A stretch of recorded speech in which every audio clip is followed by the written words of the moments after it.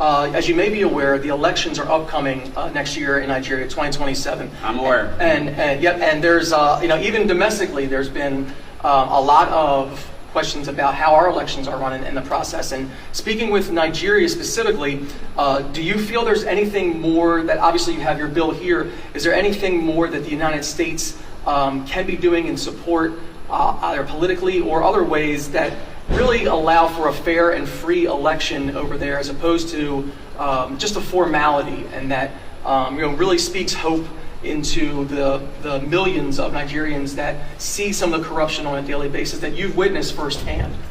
Yeah, what I'd say is that we're certainly going to be watching these results and how these elections unfold and how they're executed. And that's something that myself and the administration are going to be paying very close attention to. You are partnering with Congressman Smith on some bills that are being presented on the floor coming up here. I was hoping you could opine a little bit more on that, and also, how do you feel about, if you had a chance to speak with President Trump, and is he on the same wavelength that you guys are? Do you anticipate receiving more support going forward to continue to fight the good fight that you're being recognized for here today? Yeah, look, we're working on Chris's bill, which obviously I'm a co-sponsor of that bill, but I'd say more importantly, what people need to pay attention to is the appropriations bill that we're going to have on the floor today, which some call the State Foreign Operations Bill or the National Security State Department Related Programs Bill. There's a lot of language that I put on that bill that's inside of it that relates to Nigeria and the persecution of Christians and restrictions on security assistance to the government of Nigeria and steps that they have to take. That bill is likely to become a law. We're about to hopefully pass that here today.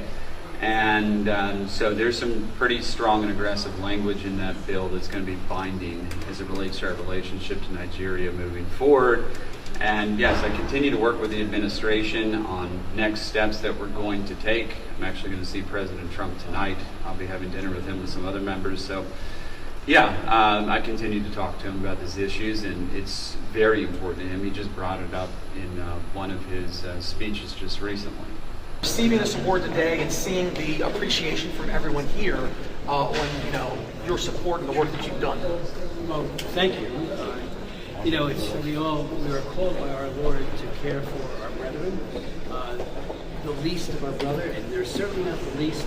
I mean, they're giants when it comes to faith and courage, but situationally, the Christians, especially in Nigeria, are grossly disadvantaged. The government has not been responsive to our concerns about the Fulani, about Boko Haram, ISIS West Africa, and my first